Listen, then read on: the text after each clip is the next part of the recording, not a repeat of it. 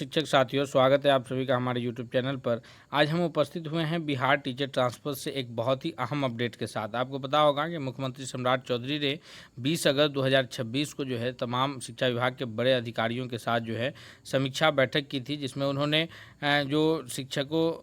का ट्रांसफ़र प्रक्रिया चल रहा है उसका, एवं बीपीएससी टीआरई 4 की जो अभ्यर्थियों का आंदोलन चल रहा है उनका, और साथ ही साथ जो मॉडल स्कूल और स्कूल की जो व्यवस्था चल रही है उन सब पर जो है उन्होंने गहन चिंतन मंथन किया। साथ ही साथ जो शिक्षा विभाग के अधिकारी थे, बड़े सचिव और को जो है ये इस ट्रांसफ़र पोस्टिंग को लेकर के जो उन्होंने ये क्या कुछ आदेश दिया और क्या कुछ उस पर जो है उन्होंने समीक्षा की है, इन सब की प्रमुख जानकारियों के साथ हम आपके पास उपस्थित हुए हैं। अगर आप चैनल पर नए हैं तो प्लीज़ चैनल को सब्सक्राइब कर लीजिए, बेल आइकन को प्रेस कर लीजिए, ताकि अगला हर अपडेट्स, हर जानकारी आपको सबसे पहले मिलती रहे। दोस्तों, आपको बता दें कि बिहार में शिक्षकों के स्थानांतरण की प्रक्रिया चल रही है, जिसमें प्रथम चरण में जो समायोजन के लिए शिक्षकों ने अप्लाई किया था, यानी जिन शिक्षकों को सरप्लस शिक्षक के रूप में चिन्हित किया गया था और उन शिक्षकों ने समायोजन के लिए अप्लाई किया था, उन सभी शिक्षकों के विद्यालय आवंटन की प्रक्रिया लगभग पूर्ण हो चुकी है, अंतिम स्टेज में है। अब उन शिक्षकों को विद्यालय आवंटन दिखना शुरू होगा। उनके द्वारा जो ऑप्शंस लिए गए थे, उन्हीं ऑप्शंस में से उनको वरीयता क्रमांक के अनुसार जो है विद्यालय आवंटन की प्रक्रिया शुरू हो रही है,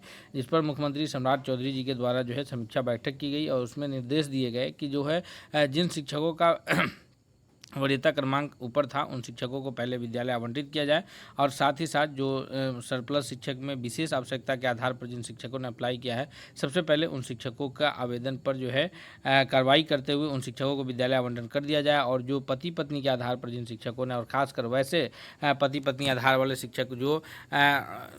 बिहार सरकार के शिक्षा विभाग के कर्मी हैं, क्योंकि आपको पता होगा कि पति पत्नी के आधार पर वैसे लोगों ने भी आवेदन किया है जो या तो केंद्र सरकार में है या बिहार सरकार में ही दूसरे डिपार्टमेंट में है, तो उनमें से शिक्षा विभाग के जो कर्मी हैं उन पर भी विशेष ध्यान देते हुए उन शिक्षकों के स्थानांतरण की प्रक्रिया में तेजी लाई जाए, इसको लेकर के निर्देश दिए गए। अब हम बात करते हैं कि जो म्यूचुअल ट्रांसफ़र है उनका तो लिस्ट जो है 10 से 14 सितंबर के बीच उनको विद्यालय अलॉट कर दिया जाना है। उनकी भी लिस्ट तैयार हो चुकी है। उन लोगों ने भी जो ग्रुप बनाया था वो ग्रुप जो है कन्फर्म हो चुका है। और जो इंटर डिस्ट्रिक्ट जो ट्रांसफ़र होना है, अंतर जिला में जिन शिक्षकों ने अंतर जिला के जिन शिक्षकों ने जो है स्थानांतरण प्रक्रिया के लिए अप्लाई किया है, खासकर समायोजन में, उन शिक्षकों पर भी समायोजन के लिए जो बैठक हुई है इसमें विशेष ध्यान दिया गया है। अंतर जिला के शिक्षकों के साथ एक बड़ी समस्या ये आ रही है कि उन शिक्षकों ने जो जिला अलॉटमेंट किया है वहाँ ऑलरेडी उस जिला में जो है बहुत सारे ऐसे शिक्षक हैं जो सरप्लस घोषित है, शिक्षक अभाव वाले विद्यालय की संख्या कम है, और जिला के अंदर ही शिक्षकों ने विद्यालय का ऑप्शन दे दिया है। तो उन शिक्षकों को जो है जिला अलॉटमेंट के साथ साथ विद्यालय अलॉटमेंट के लिए ऑप्शन दिए जाने पर बात हो रही थी, लेकिन क्योंकि अगर विद्यालय अलॉटमेंट का ऑप्शन नहीं दिया जाता है तो उन शिक्षकों को जो है जिला के अंदर जो उनका पहला जिला अलॉट होगा, उनको जिला के अंदर जो है रैंडमाइजेशन के जरिए ही संभवतः जो है विद्यालय आवंटन कर दिया जाए, ताकि वो कम से कम अपने गृह जिला में आ सके। इससे पूर्व वो अभी दूसरे जिला में तैनाती पर हैं। लेकिन इंटर डिस्ट्रिक्ट ट्रांसफ़र में शिक्षकों के साथ एक बड़ी समस्या ये आ रही है कि जो शिक्षक ट्रांसफ़र होकर के ज़िला चेंज करके अपने गृह जिला में आएंगे तो पहला तो उन्हें गृह प्रखंड या गृह पंचायत जो है अलॉट नहीं किया जाएगा। दूसरी बात कि जिस कैटेगरी के, जिस कोटि के वो शिक्षक होंगे, जिस कैडर के वो शिक्षक होंगे, उसी कैटेगरी में बहाल शिक्षकों से वो जूनियर हो जाएंगे। जैसे आपको पता होगा कि अगर मान लीजिए कि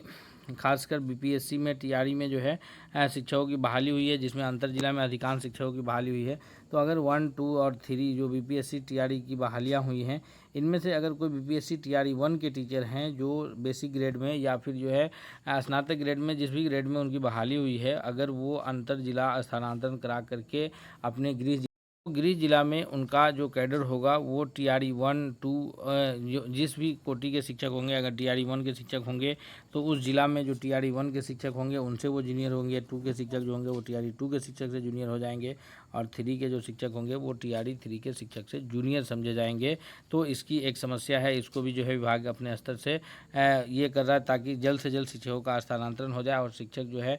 जो आवेदन कर चुके हैं और जो आवेदन नहीं किए हैं उन शिक्षकों पर भी विचार किया गया है कि जो सरप्लस में 25,000 के आसपास शिक्षकों ने आवेदन नहीं कर सके, तो उनको भी आवेदन में जो सामान्य स्थानांतरण की प्रक्रिया शुरू होगी उसमें मौका देने की बात है। और जो शिक्षा मंत्री बार बार ये बात कह रहे थे कि जब सामान्य स्थानांतरण की प्रक्रिया शुरू होगी तो उसमें उन सभी शिक्षकों को अनिवार्य होगा स्थानांतरण के लिए आवेदन करना जिन शिक्षकों ने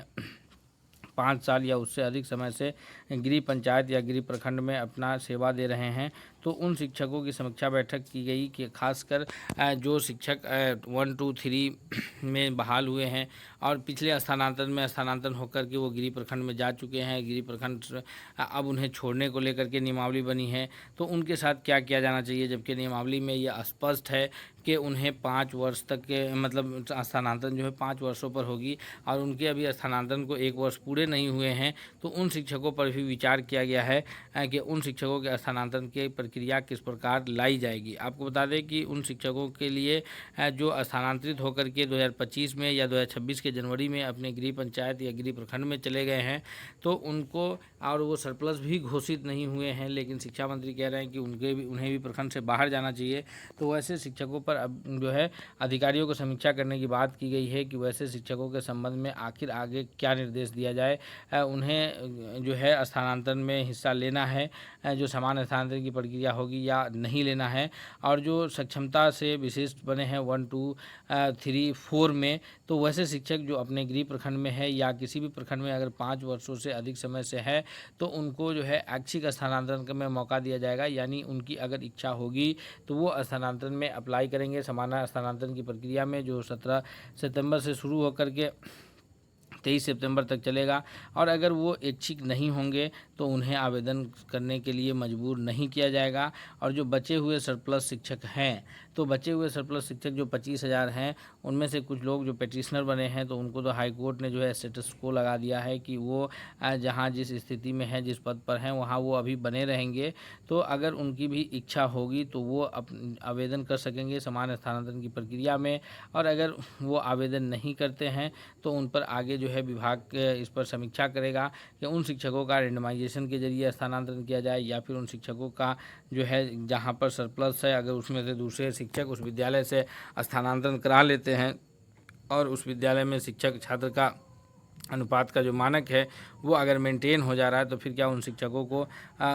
यथास्थिति में रहने दिया जाए। इस पर भी विभाग जो है मंथन कर रहा है। तो हम उम्मीद ये करते हैं कि जो आज की बातों से जो प्रमुख बातें निकल करके आ रही है कि शिक्षा विभाग के इन तमाम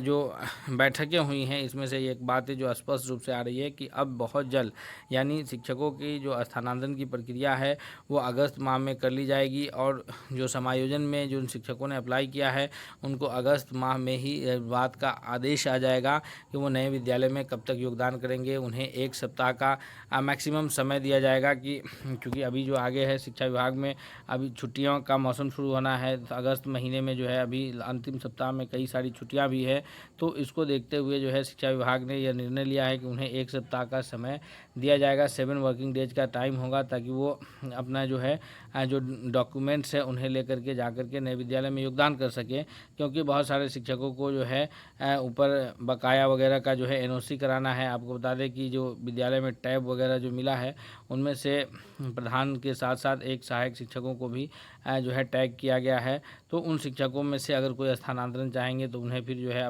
जो सरकारी टैब है उनको प्रधान के हवाले करना होगा, और उसको लेकर के जो है नो